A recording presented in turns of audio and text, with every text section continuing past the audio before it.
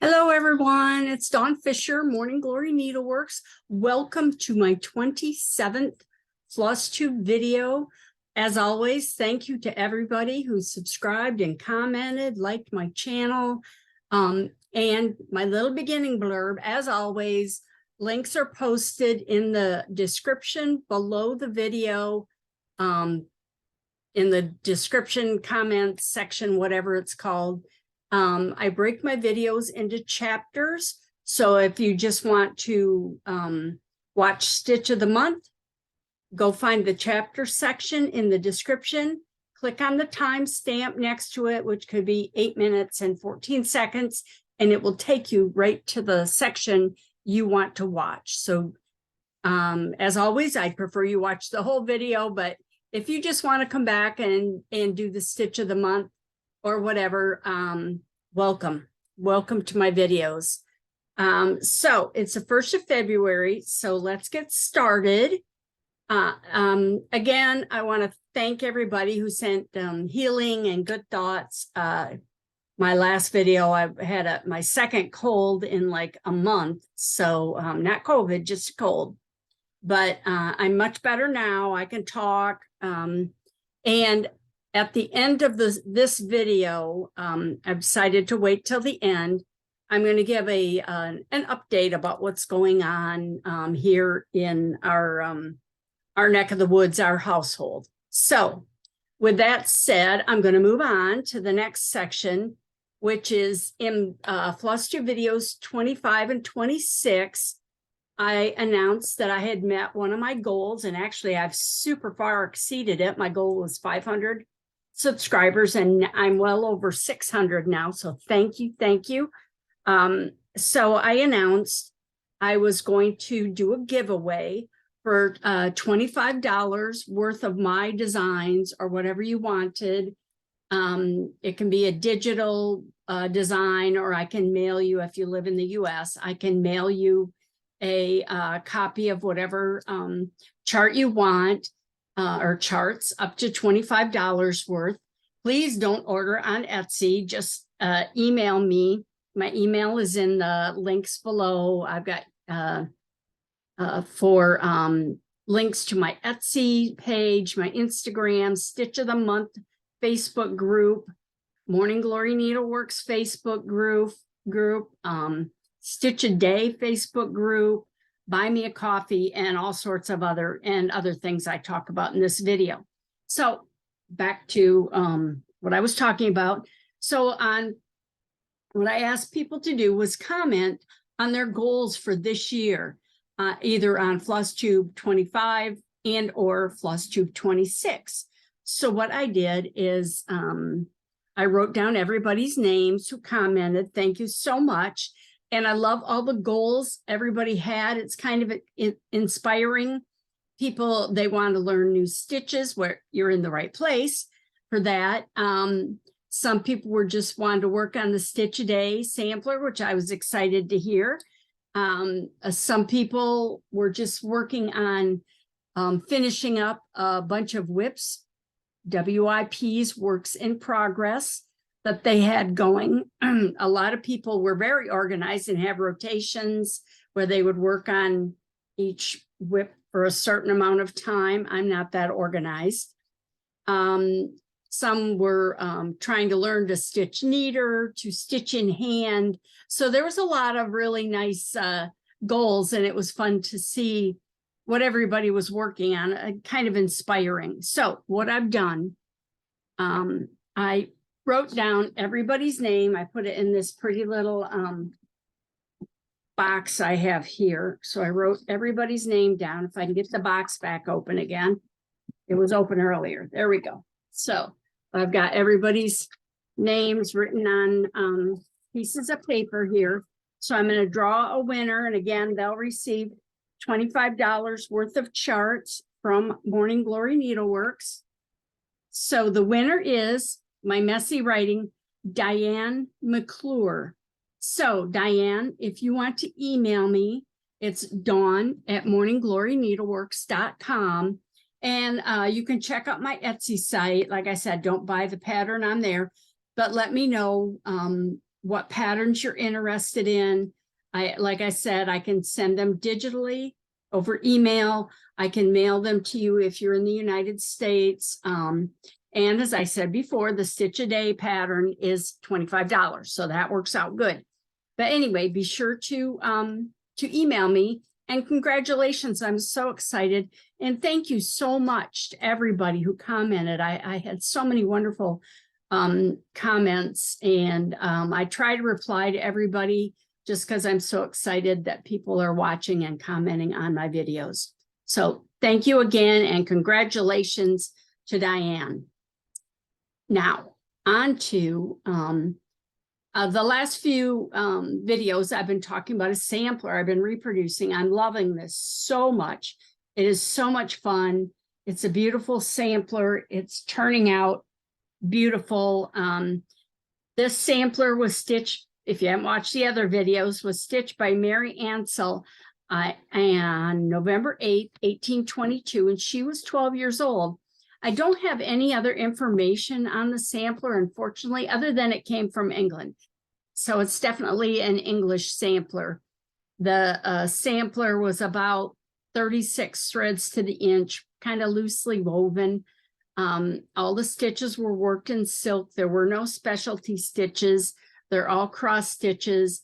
So I'm just having a really good time just doing cross stitch. Not to say I don't have to tear things out every once in a while, but I've gotten the center done, which is what I absolutely wanted to do. Sorry, my needle's hanging off here. I'm on page 1, 2, 3, 4. I think I'm on page 6 now. So this is where I'm at. Isn't this fun? Let me see if I can put something behind this, make it easier to see. There's Adam and Eve. Adam has Eve has nipples and a belly button. I guess Adam doesn't, probably. Maybe he wasn't born, I guess. So anyway, but this is where I'm at. And this side is the same as this side. You can see here's the start. I'm starting the bird over here, but I'm having such a good time. It's a lot of fun. Adam and Eve were a lot of fun stitching them. They're pretty much exactly the same, except Eve has a few more details. You can see here's the, make sure I'm pointing the right place. Here's the fruit. You can just barely see the snake. A lot of the stitching is almost exactly the same color as the background. You can see there's this, I'm not sure what this is. There's one on each side. I was looking, somebody had asked about something, motif that was very similar on Facebook. Somebody posted a question about what it was. So I didn't know, but I pulled out, it was a Dutch sampler, and I pulled out, or German. I pulled out my motifs from Old Dutch Samplers book, and they had something similar. It's got like 3 little, it's very hard to see, 3 little like crosses at the top, kind of 4 stitches, and they called it a dovecot. It was for birds anyway, but that may be what that is. There's a few other things on here that I don't know what the heck they are. There's a crown over here. I don't know what this little blob of stitches is here, but it's kind of funky looking. So anyway, but I'm just having a great time. It's a lot of fun. The colors are very subtle, and it's just cross stitch. So that's a nice change from doing the 365 stitches sampler that I designed recently. But that's where I'm at on this. Like I said, just having a great time. I hope to be able to get back on it tonight. We'll see, because I have to edit the video and all that kind of stuff, or at least get it ready to upload. So that's where I'm at on that. I don't have the, oh wait, I have so much stuff everywhere. I've been working on my office. I put a new air conditioner in, and I've been working on that. Here is the original sampler. So you can see Adam and Eve and all the birds. But I'm just, I'm loving it. It's going to be challenging. You can see the verse here is almost exactly the same color as the background. So that's going to be a little more of a challenge, but I'm up for it. I have good lighting, good magnification, so I'm all set. Now, I am so excited. It was just published today on the EGA website, Embroiderers Guild of America, if you're not familiar with it, that I'm going to be teaching one of their online classes. And it's a class that a lot of people have been asking me about. So I hope everybody will sign up for it. I'll give you more details in a minute. But if you're still interested, yes, this class is going to be available as an online class. So right now, they just have some of the information about the class. They just posted it, like today or yesterday. So actually registration does not open, official registration does not open till May 3rd. But what you can do is put your name in and click on a link and fill in the information, and they will let you know when it's time to sign up for the class. So just so you know, if you're not a member of Embroiderers Guild, EGA, yet, you do need to join EGA.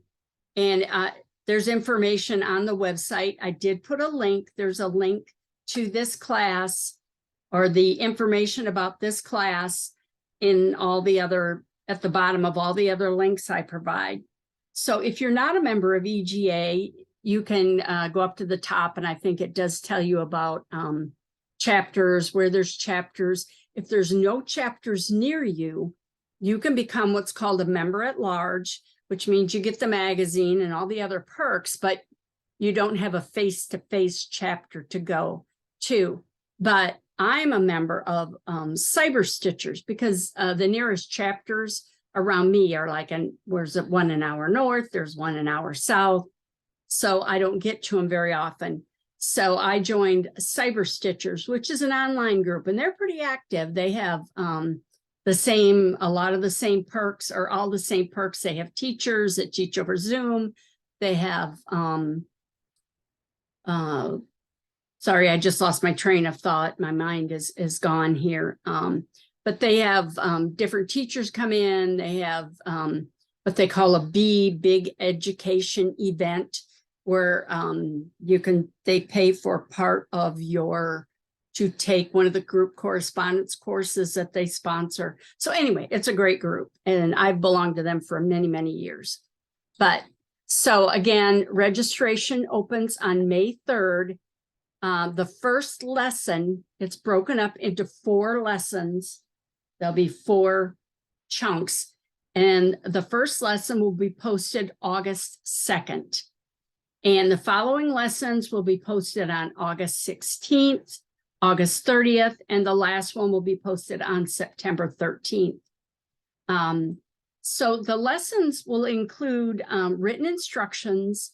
I don't know if any of you have taken my classes, but you can see by some of my diagrams, I try and be pretty thorough in my instructions. I will probably include some videos. Usually I give a talk as I'm teaching, and I may include some of that. You'll be able to download the lessons every month. I actually signed up for one of the online classes just so I could see what it was like, a sampler class. Of course, I haven't downloaded anything yet. I need to get on that. So you'll be able to download the questions. You'll be able to ask the teacher questions. That's me. You can post photos of your progress. You'll receive emails about the class. People can class questions. There's an online forum. So this is your chance, especially because I probably won't be traveling for the next year or so, and I'll get into that later. So the cost for the online class is $50. That includes your instructions and the videos. Now, I'll provide a supply list.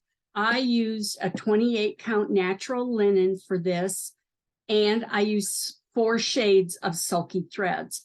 What I'm going to also list is comparable DMC colors or some other colors of threads, but you're welcome to use your own shades if you want to use a white linen and use a different brighter colors. I tried to do it muted because when I do the class in person, I do a PowerPoint and I show pictures of the original Star Spangled Banner. This is based on the Star Spangled Banner that actually flew over Fort McHenry, and the one that the song was written about. So that's why it looks kind of, I don't know what you would call it, older colors, but if you wanted to do it in bright colors, I would love to see it. I taught the class over Zoom to a group in California, and they have sent me pictures, and I'm just thrilled with how they're looking and some of the other things. So again, you'll be able to buy your own supplies or use stash. I love the sulkies, but again, it's your choice. So especially if you're out of the country and you can get what's available in your country. So, and I think I said that the cost of the class is $50. So I'm so excited because this is my first like foray into this type of online teaching. I've taught Zoom, and of course I've taught in person and other things. So I'm excited, and I hope we get a good response, because I'd really like to continue doing classes like this. And again, teaching more for EGA. I have taught it regional seminars and EGA chapters. I have not taught it national yet. That's one of my goals, to be able to teach at EGA national. But anyway, I'm just so excited and thrilled that they approached me. Someone referred my class to them. So I'm just so excited that they came to me and asked me to teach. So I'm thrilled. So again, the link is in the bottom, in the description below the video. So please check it out. Sign up for the reminder and take the class. Now, it's time for the Stitch of the Month. It's the 1st of February, so it's a time for the new Stitch of the Month. So this month, I decided to do the stitch Leviathan stitch.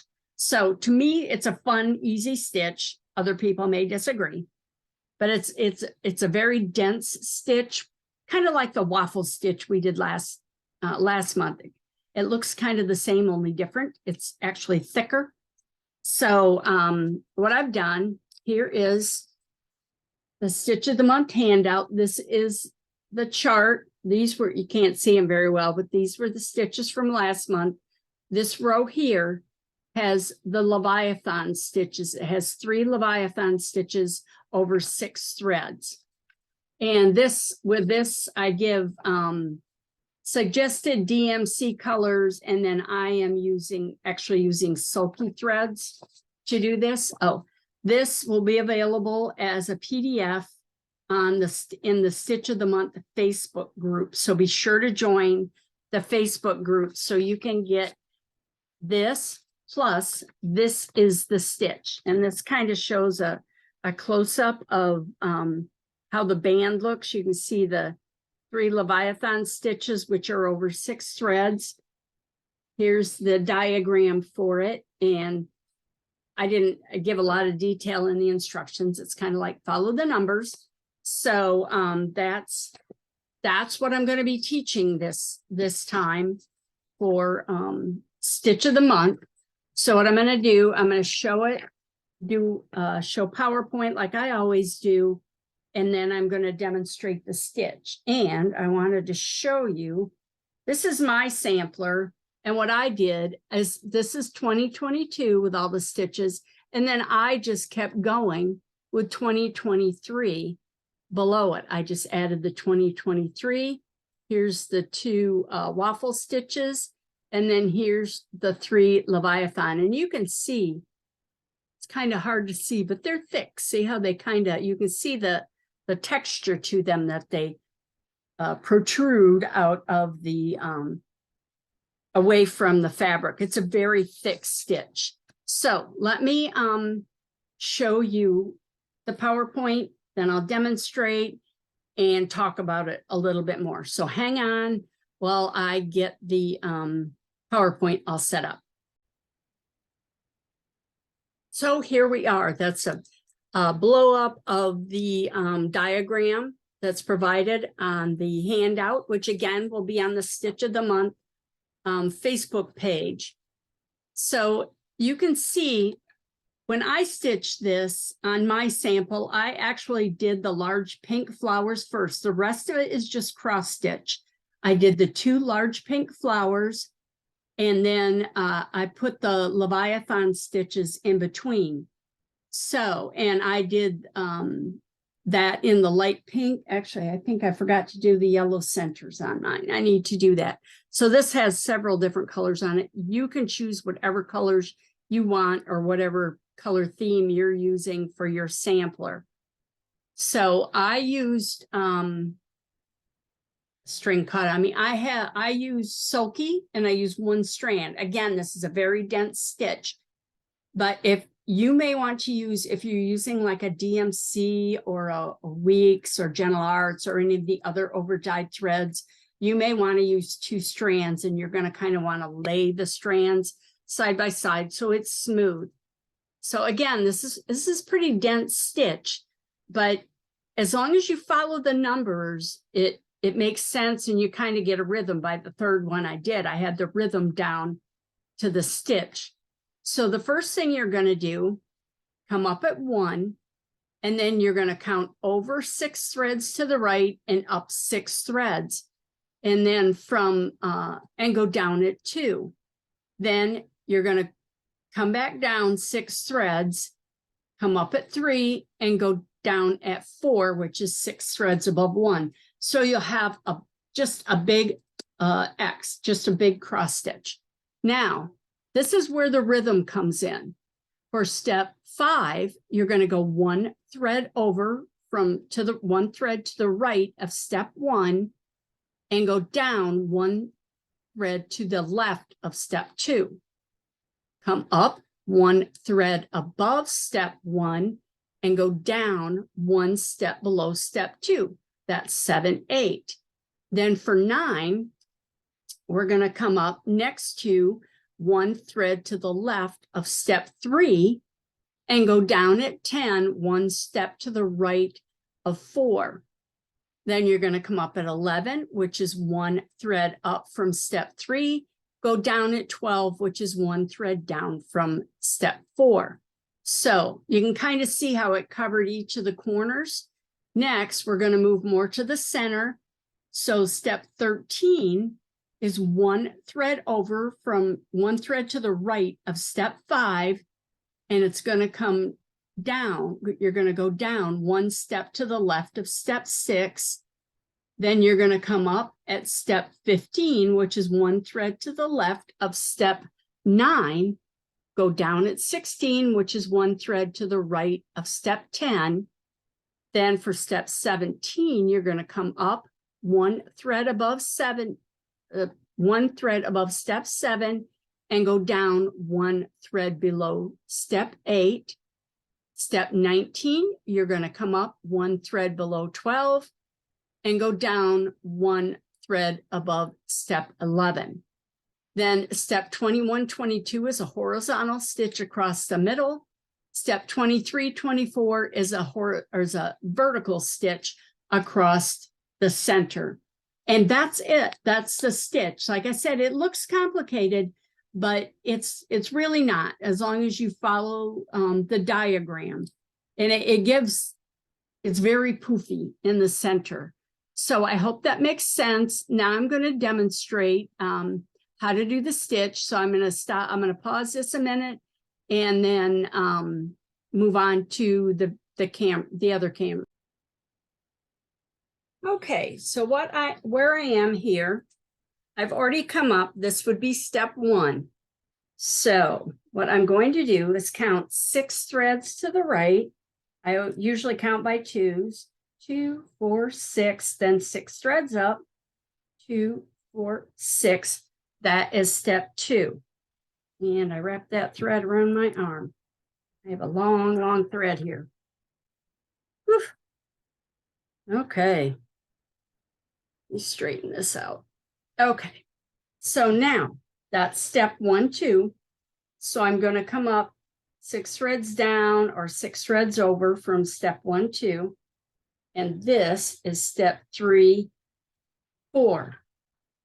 Now what I'm going to do, the next steps go around this first step 1, 2. So I'm going to come up at 5, which is 1 thread to the right of step 1, and go down at 6, which is 1 thread to the left of step 2. Come up at 7, 1 thread above step 1. Go down at 8, which is 1 thread below 2. Come up at 9. So I've got, see how there's a little group of threads here? This kind of shows it. Now we're going to do the group on this side. That's where you kind of get the rhythm of it. So I've done 3 going that way. Now I'm going to do the ones on the other side. Again, they're 1 thread over from the others. That's actually a pretty stitch there too. That's a really nice stitch. So that was 11, 12. So now I'm going to come 1 thread over from 5. I'm going to do this center group and this center group. So here's 13, 14. 1 thread over is 15, 16. Now I'm going to do the horizontal stitches, 17, 18, 19, it's loose, 19, 20. So the next is the horizontal and vertical, the last 2 stitches. There's 21, 22, the horizontal, and 23, 24. And there you are. There's your Leviathan stitch. Let me zoom in a little bit here. Zoom, focus, there. So that's the Leviathan stitch. So anywhere you have a block of threads, this is 6 by 6. So it's a fun stitch. You can do a row of them. It's really pretty and like an over dyed that gives it, or blendable, as they say in sulky threads. It gives a really nice effect. So I'm going to come back to me. Okay, so I'm back to me, and that's my that's a stitch of the month. Again, join the Facebook group, and these handouts will be available for free in the Facebook group as a PDF. They'll be under files. I post them, and then Facebook actually moves this into under the files section. So I hope you enjoyed that. Use it. I hope you're enjoying doing your stitch of the month sampler. Please share pictures. Some people have been sharing pictures, so it's been a lot of fun. I know on Instagram also, and Facebook, in the Stitch a Day group, they've been sharing some pictures, and I love seeing all the different colors people are using. There's a hashtag Stitch a Day, SAL, Stitch Along, on Instagram. So if you want to see any of them that are going on, but you have to do, it's Stitch a Day, hashtag Stitch a Day, SAL. So that will get you to the correct group, because there's a couple other groups out there. But other than, I'm going to do a final update, like I said, on what's going on. But that's it for all the other things on FlossTube 22 or 27, excuse me. I'm way far ahead of myself, or behind myself here. Again, thank you to everybody who's liked, commented on my videos. Thank you to all of you that wished me well when I was sick last time. I'm fine again. Be sure you subscribe to be notified when the new videos post. They post on the 1st and the 15th of every month. Share your pictures. I love seeing pictures. Please comment. on all the different groups. Let me know what stitches you want to learn. And also any other sewing items. I haven't talked about them for a couple of times. I'll have to start doing that again. I have a new book I'm so excited about that I'm going to talk about probably in the next video. So any other antique sewing items you want to hear about. And as a reminder, all the links are posted below. Like I said, I'm going to give a life update at the end here. But if you don't want to stay for that, I will see you on the 15th of February. And thank you again for watching. So now I want to give a life update and I want to let you know what's going out. But I want to warn you, I'm going to be talking about cancer. And a lot of people are affected by this and don't want to hear about it. And that's okay. I understand. So if you don't want to hear about what's going on, I'm not going to go into too many gory details, but anyway, you can go ahead and leave the video now. So I haven't talked about much about what's happening much with Jeffrey's cancer diagnosis because I wanted to keep things like happy in my videos. It's kind of my little happy place, my needlework. But I also want to let everybody know what's going on and for you to know why I've canceled most of my classes and I'm not traveling much for the next year or so. I'm not sure how long. I did post some, if you're Facebook friends with me, I did post some information. I have a couple different Facebook pages I did post, and I think, yes, on Instagram, I posted it. So a lot of you may know already. As most of you know, Jeffrey was diagnosed with cancer last year in July. He had surgery and we thought they'd gotten it all or most of it. And the cancer actually started in his colon and it didn't show anywhere else in any of the scans they did. It was only in the colon area. Unfortunately, it was also in a couple of lymph nodes, and even worse, it actually was not colon cancer.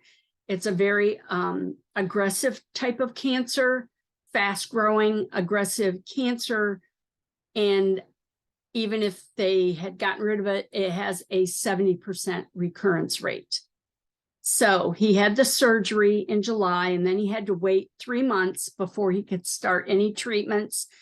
They want you healed before they start the chemo. And unfortunately, when he went for his first, just before he went for his first chemo infusion, and he was on infusion and pills, he had a PET scan and it showed the liver had, the cancer had spread to his liver already within 12 weeks. It was not there before, and then it was within 12 weeks. So that put him at stage 4 cancer. So he went ahead and had chemo treatments. We were hoping to get it to shrink the tumors. So, to see if it would help and extend his life. But unfortunately, he had 3 chemo treatments, 3 infusions, and then 2 weeks of pills. And he became very ill and could not eat, would not eat. He stopped the chemo in November because he was so weak, we couldn't even get him to the office to get the treatments because he was having a hard time just getting in and out of the car. So he took some time off from the chemo. He had another PET scan in December. We decided to, before he even thought about having chemo again, we said, let's have a PET scan to see if the chemo was, everything he was going through was even helping or doing anything. So unfortunately, he had the PET scan in December and the chemo had not helped whatsoever. The tumors in his liver had grown and were worse. There were more of them. So we talked with our family doctor and the oncologist. He was also in the hospital twice in December because he was extremely ill. They actually thought he had a bowel blockage. but he was just severely dehydrated. And so anyway, he was in the hospital, and then he was in the hospital again the end of December, just because he was so weak. He couldn't walk. So, and couldn't eat. So after talking with the doctors and me, we all discussed it.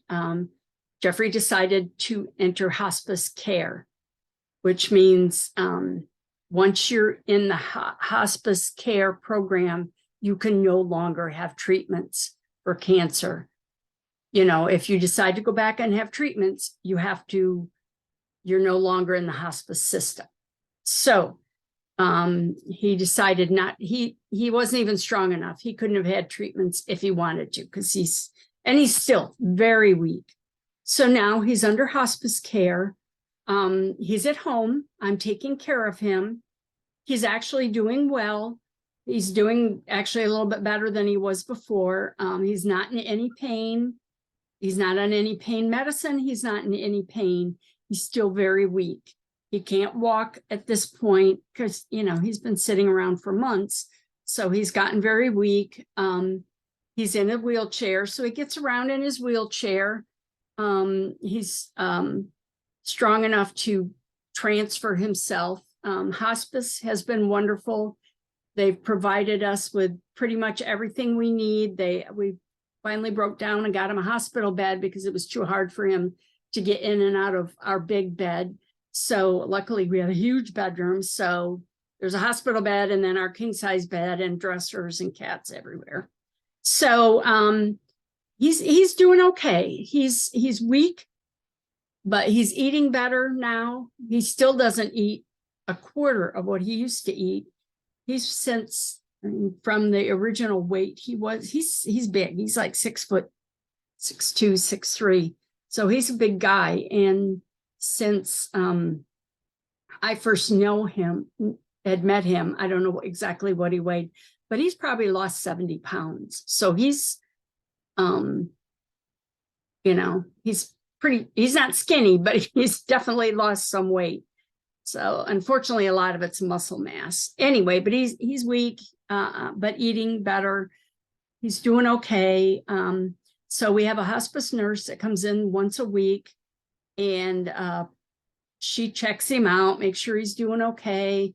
They're providing a lot of his prescriptions. We've taken him off some of them. He's lost so much weight. He's off a lot of the meds he was on, blood pressure meds and everything, because his blood pressure is great. We don't want it to go too low. So anyway, they're providing him with everything he needs. We had a music therapist come in, so that was kind of fun. She played the guitar and talked to Jeffrey about music and stuff. She's pretty young, but it was a little bit different world than what he's the rock and roll funk band blues groups he's been in, but it was fun. Like I said, the hospice nurse comes in once a week. Social worker came in and talked to us. I've called them and can you provide me this information? And they immediately send it to us. They've just been great. We're hoping to keep him at home through the entire course of his care. I'm doing pretty good. I know everybody asks, how are you doing? And I'm overwhelmed sometimes. I'm not going to lie. It's been pretty rough until he decided to go back to only using his wheelchair.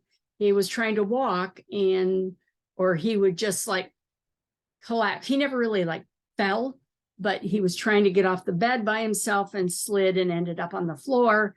I can't pick him up. He couldn't get himself up. So I had learned you can call 911 and do I can't remember what it's called, a courtesy pickup, where they come over, and they all came over. There was like 5 or 6 guys, all of a sudden these big fire guys, and they came in and picked him up, put him in his wheelchair, just poof. And so we had to do that like 3 times. So we're over a long period of time, but we're doing okay. So we have help.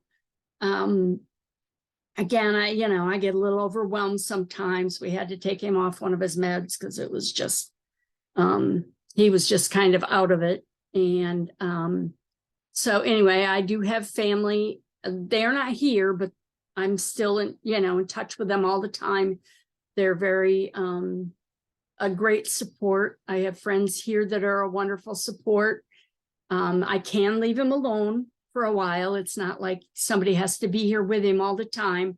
So I can go get groceries, and my wonderful friend Connie calls me up once a week and takes me out for coffee or lunch or whatever, just to kind of get me away. And Sue Donnelly, a Stitcher's Hideaway, was in the area, so I got to meet with her and Michael. We went out to dinner, and that was wonderful. It's good to get away sometimes. Unfortunately, I can't go to any of the retreats.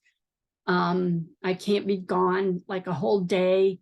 The stitching group I've been with for over 20 some years, I can't go because it's too far away. It's actually about a 45-minute drive. And I usually leave about 9 o'clock in the morning and don't get home till 4, and I can't leave him alone that long. He can't cook. I have to help him in and out of bed. And he can get in and out, but I have to be there and hold the wheelchair and make sure. So anyway, but luckily I do have wonderful friends.